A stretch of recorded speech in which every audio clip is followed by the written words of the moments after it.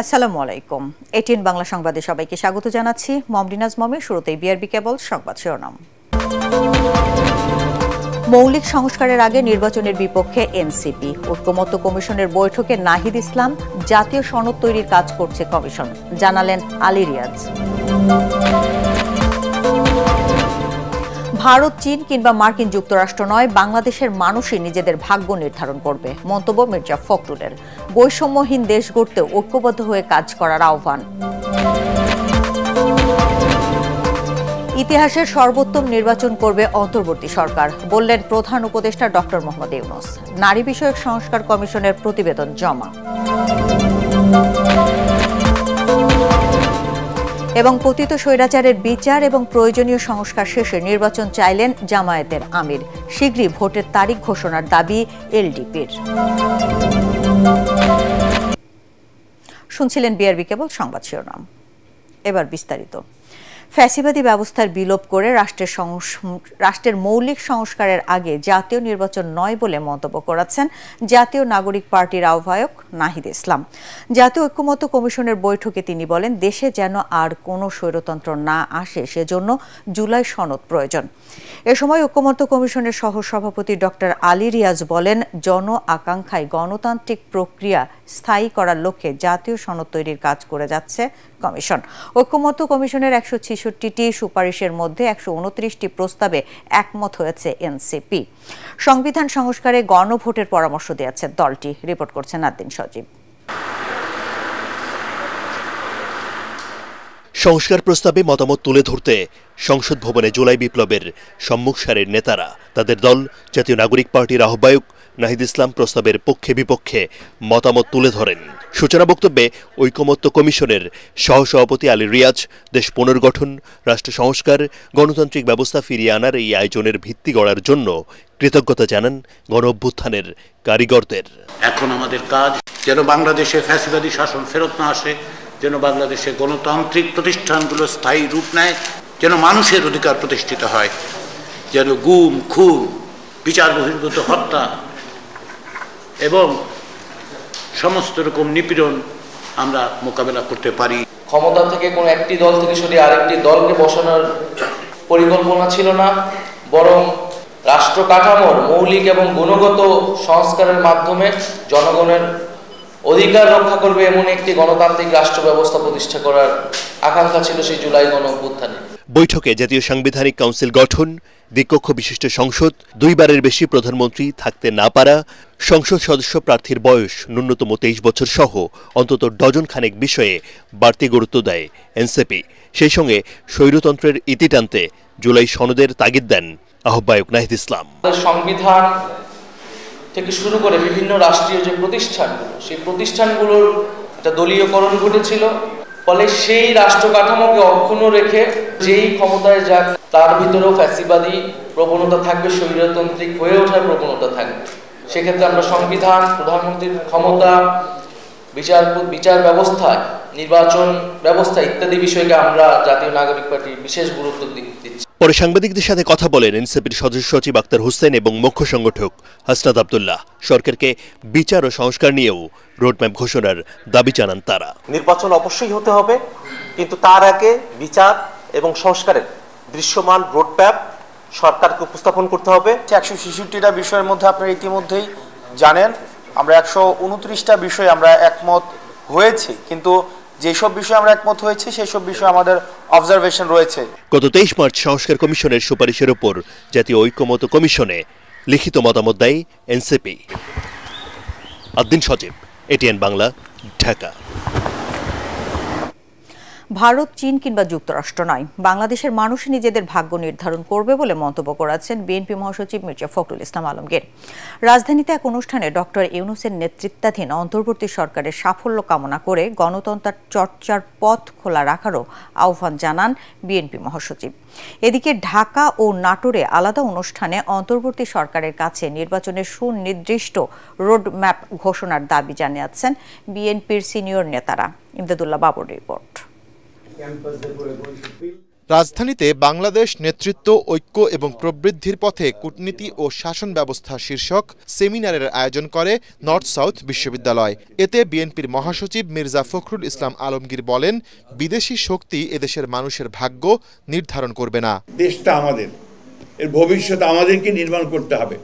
ওই আমেরিকা থেকে এসে ট্রাম্পও তৈরি করে দেবে না, বা আপনার চীন থেকে শি এসেও এটা করে দেবে না, অথবা ভারত থেকে মোদিও আমাদের ধাক্কা দিয়ে কিছু করতে পারবে না।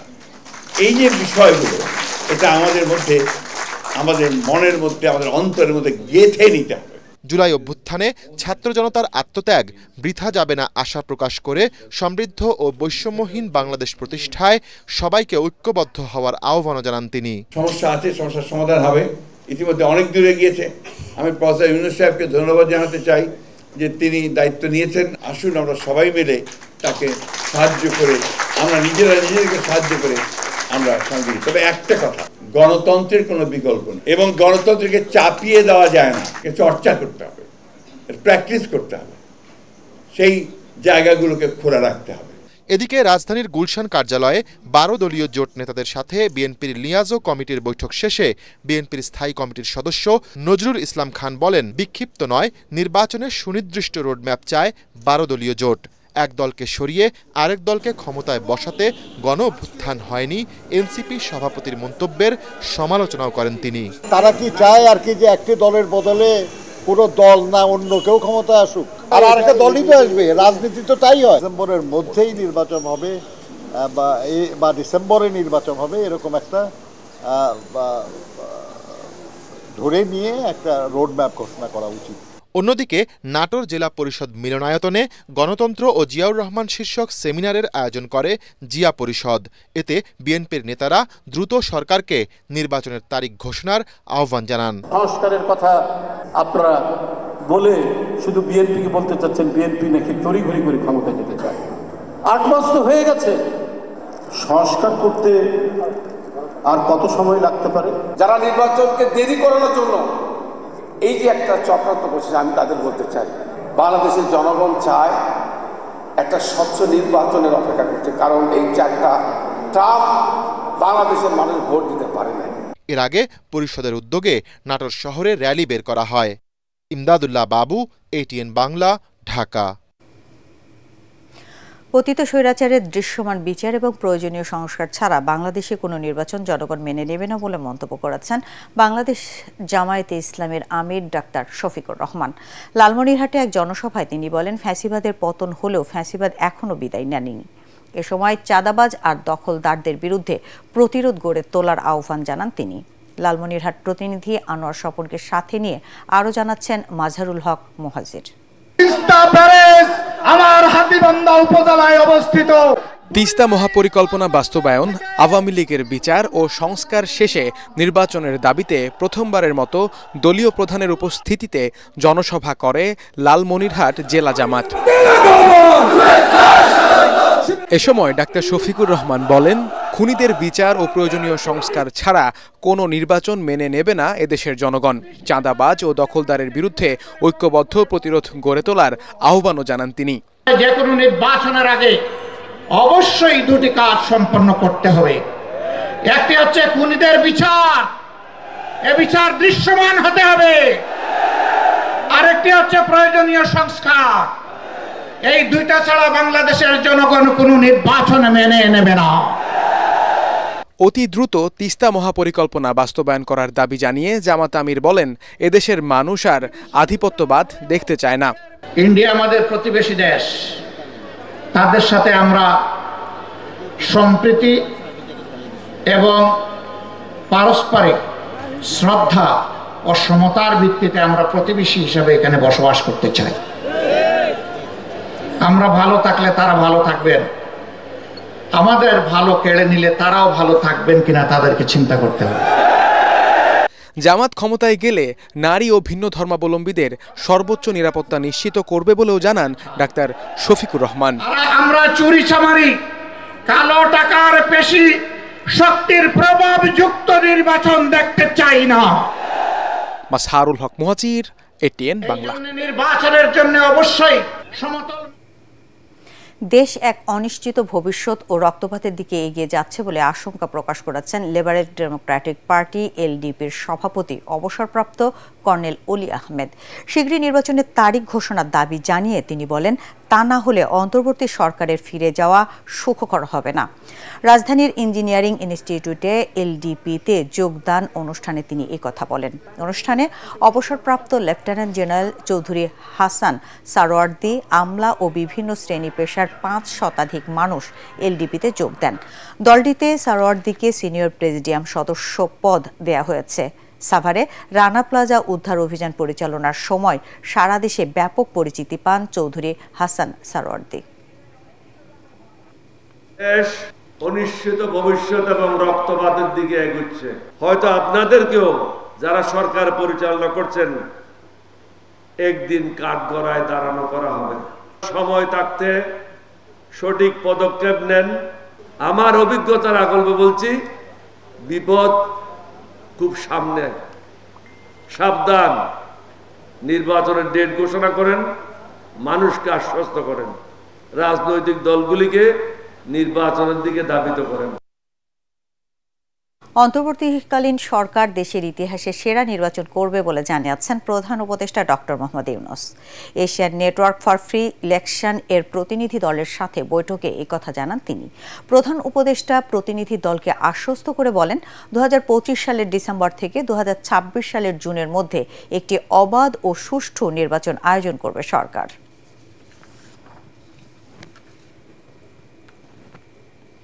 স্বতন্ত্র নারী বিষয়ক কমিশন প্রতিষ্ঠা, স্থানীয় সরকার প্রতিষ্ঠানে 1/3 নারী প্রতিনিধিত্ব নিশ্চিত করা, সংসদীয় আসন 600 থেকে উন্নীত করে 300 আসনে সরাসরি নারী প্রার্থী নির্বাচন সহ 15টি বিষয়ে 433টি সংস্কার প্রস্তাব জমা দিয়েছে নারী বিষয়ক সংস্কার কমিশন। রাষ্ট্রীয় অতিথি ভবন যমুনায় প্রধান উপদেষ্টার কাছে প্রতিবেদন জমা দেন শিরিন হকের নেতৃত্বে কমিশনের সদস্যরা। এ সময় নারীর প্রতি বৈষম্য দূর করতে যেসব সুপারিশ এখনই বাস্তবায়নযোগ্য তা দ্রুত বাস্তবায়নের জন্য সংশ্লিষ্টদের নির্দেশ দেন প্রধান উপদেষ্টা ডক্টর মোহাম্মদ ইউনূস। রাসনা দাসের রিপোর্ট। সর্বস্তরে নারীর প্রতি বৈষম্য বিলুপ্তি এবং নারী পুরুষের সমতা অর্জনের লক্ষ্যে পদক্ষেপ নিশ্চিতকরণ প্রতিপাদ্য সামনে রেখে 15টি বিষয়ে 433টি সংস্কার প্রস্তাবনা জমা দিয়েছে নারী বিষয়ক সংস্কার কমিশন। রাষ্ট্রীয় অতিথি ভবন যমুনায় প্রধান উপদেষ্টা অধ্যাপক মোহাম্মদ ইউনূসের কাছে প্রতিবেদন জমা দেন কমিশনের সদস্যরা। এ সময় নারীর প্রতি বৈষম্য দূর করতে যেসব সুপারিশ এখনই বাস্তবায়ন করা সম্ভব সে বিষয়ে পদক্ষেপ নেয়ার নির্দেশনা দেন প্রধান উপদেষ্টা। পরে ফরেন সার্ভিস একাডেমিতে সংবাদ সম্মেলনে কমিশন প্রধান জানান, পারিবারিক, সামাজিক ও রাজনৈতিক ক্ষেত্রে নারীর অধিকার আদায় ও সমতা সৃষ্টিতে আশু, মধ্যমেয়াদী এবং দীর্ঘমেয়াদী এই 3 ধাপে সুপারিশ করা হয়েছে। নারী বান্ধব সেবা প্রতিষ্ঠান চাই, সেটা হোক থানা, হোক হাসপাতাল বা হোক আদালত। আমরা দেখতে চাই এগুলো সবই নারী বান্ধব হবে, নারীরা যেন নির্ভয়ে এসব প্রতিষ্ঠানের কাছে সেবা চাইতে পারে। নারী বিষয়ক কমিশন প্রতিষ্ঠা, স্থানীয় সরকার ও জাতীয় সংসদে নারীর প্রতিনিধিত্ব বাড়ানো সহ নারী অধিকার প্রতিষ্ঠার প্রস্তাবনা দিয়েছে কমিশন। এই সব সুপারিশ এই সরকারের মেয়াদে বাস্তবায়ন শুরু হবে বলে প্রত্যাশা তাদের। পারিবারিক আইনের যে বৈষম্যগুলো রয়েছে সেটা দূর করা খুব জরুরি এবং এই বৈষম্যগুলো বিলুপ্ত হওয়া প্রয়োজন। গৃহকর্মী যারা আছে তাদেরকে যাতে শ্রমিক হিসেবে স্বীকৃতি দেয় এবং যৌনজীবী যারা আছে যৌনকর্মী তাদেরকে যাতে শ্রমিক হিসেবে স্বীকৃতি দেয়। আসন ব্যবস্থা আছে সেটাকে আমাদের সম্মান দিয়ে এটাকেও অন্তর্ভুক্ত করা উচিত স্থানীয় সরকার কাঠামোর মধ্যে এবং এখানে নারীর প্রতিনিধিত্ব নিশ্চিত করা উচিত। গত 18 নভেম্বর মন্ত্রিপরিষদ বিভাগ 10 সদস্যের নারী বিষয়ক সংস্কার কমিশন গঠন করে। রাসনা দাস, এটিএন বাংলা, ঢাকা। সংস্কারের নামে নির্বাচনকে বিলম্বিত করার চেষ্টা করছে অন্তর্বর্তী সরকার, যার ফলাফল ভালো হবে না বলে মন্তব্য করেছেন জাতীয় পার্টির চেয়ারম্যান জিএম কাদের। বনানীতে তার দলীয় কার্যালয়ে আয়োজিত বর্ধিত সভায় দেয়া বক্তৃতায় তিনি এসব কথা বলেন। জিএম কাদের বলেন, সব দলের অংশগ্রহণে দ্রুত নির্বাচন দেওয়ার কোনো বিকল্প নেই। নির্বাচনের মাধ্যমে জনগণের সরকার আসলে দেশের স্বাভাবিক পরিস্থিতি ফিরে আসবে বলেও মনে করেন জিএম কাদের। জাতীয় পার্টির সুবিধাভোগী বা লোভী এমন অপপ্রচার চালানো হচ্ছে উল্লেখ করে দলের নেতাকর্মীদের সজাগ থাকার আহ্বান জানান দলটির চেয়ারম্যান। আমরা নির্বাচন চাই যত তাড়াতাড়ি সম্ভব। ডিসেম্বর বলা হয়েছে, ডিসেম্বরে হলেও আমাদের কোনো আপত্তি নেই, আগে হলেও আপত্তি নেই, কিন্তু আমাদের দরকার তার আগে এই কতগুলি বিষয়ে আমাদের মীমাংসাও দরকার, যে নির্বাচনের সময় পুলিশ সঠিকভাবে কাজ করতে পারবে কিনা, নির্বাচনের আগে আমরা প্রচারণা সঠিকভাবে করতে পারবো কিনা, নির্বাচনের সময় ডিসিএসপিরা আমাদের সমানভাবে দেখবেন কিনা, লেভেল প্লেইং ফিল্ড হবে কিনা। যুক্তরাষ্ট্রের ট্রাম্প প্রশাসনের নতুন শুল্ক নীতির কারণে বাংলাদেশের রপ্তানি খাতে কোনো প্রভাব পড়বে না বলে মন্তব্য করেছেন প্রধান উপদেষ্টার বিশেষ সহকারী ডক্টর আনিসুজ্জামান চৌধুরী। রাজধানীতে নর্থ সাউথ বিশ্ববিদ্যালয়ে আয়োজিত এক সেমিনারে তিনি বলেন, এলডিসি উত্তরণ হলেও দেশের অর্থনীতিতে কোনো প্রভাব পড়বে না। আর এমজি খাতের উদ্যোক্তাদের আশ্বস্ত করে তিনি আরও বলেন, শুধু ঔষধ খাতে কিছুটা সমস্যা সৃষ্টির শঙ্কা দেখা যাচ্ছে, তবে এসব চ্যালেঞ্জ কাটিয়ে উঠতে অন্তর্বর্তী সরকার আন্তরিকতার সাথে কাজ করছে বলে জানান এই অর্থনীতিবিদ। এগুলির দাম বাড়লে মানুষকে ল্যাংটা থাকবে না, কিনতে হবে। এই জন্য আপনার 2008-2009 ফাইন্যান্সিয়াল ক্রাইসিস আমাদের এক্সপোর্ট হয় নাই, আপনার কোভিডের সময় এক্সপোর্ট ফল করে নাই, বিকজ আপনি বানাইতেছেন আন্ডারওয়্যার, আমরা কিনতেও দিস আর ইনভেস্টিং প্রোডাক্ট। এই জন্য ট্রাম্প জোরটা কিচ্ছু এই গার্মেন্টস ফল করবে না, বিকজ ওই কাপড় লাগবেই ওদের। এবার আন্তর্জাতিক সংবাদ।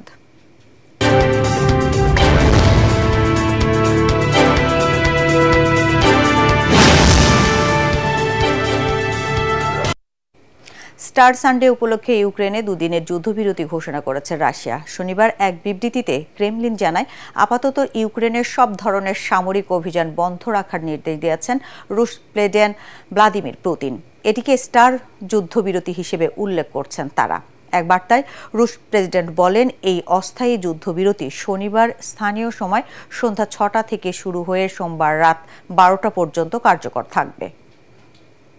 এবার জানাবো পার্টেক্স খেলার খবর।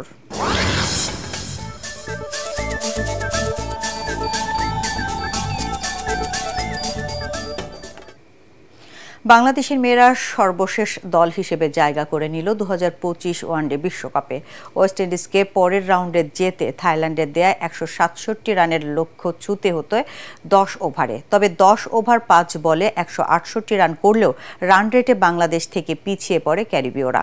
এর আগে বাছাই পর্বে নিজেদের শেষ ম্যাচে পাকিস্তানের কাছে 7 উইকেটে পরাজিত হয় বাংলাদেশ। মাত্র 179 রানের টার্গেটে নেমে 3 উইকেটে 181 রান তুলে 62 বল হাতে রেখে জয় নিশ্চিত করে পাকিস্তান। এর আগে লাহোরে টস জিতে ব্যাটিংয়ে নেমে দলীয় 21 রানে 3 উইকেট হারিয়ে বিপর্যয়ে পড়ে বাংলাদেশ। চতুর্থ ও পঞ্চম উইকেটে জুটি গড়ে বিপর্যয় রোধের চেষ্টা করেও ফল হয়নি ঋতুমণি। শেষ পর্যন্ত 9 উইকেটে 178 রানের বেশি সংগ্রহ করতে পারেনি বাংলাদেশের মেয়েরা। শেষ করার আগে বিআরবি কেবল সংবাদ শিরোনাম আরেকবার। মৌলিক সংস্কারের আগে নির্বাচনের বিপক্ষে এনসিপি। ঐক্যমত্য কমিশনের বৈঠকে নাহিদ ইসলাম। জাতীয় সনদ তৈরির কাজ করছে কমিশন, জানালেন আলী রিয়াজ। ভারত, চীন কিংবা মার্কিন যুক্তরাষ্ট্র নয়, বাংলাদেশের মানুষই নিজেদের ভাগ্য নির্ধারণ করবে, মন্তব্য মির্জা ফখরুলের। বৈষম্যহীন দেশ গড়তে ঐক্যবদ্ধ হয়ে কাজ করার আহ্বান। ইতিহাসের সর্বোত্তম নির্বাচন করবে অন্তর্বর্তী সরকার, বললেন প্রধান উপদেষ্টা ডক্টর মোহাম্মদ ইউনূস। নারী বিষয়ক সংস্কার কমিশনের প্রতিবেদন জমা।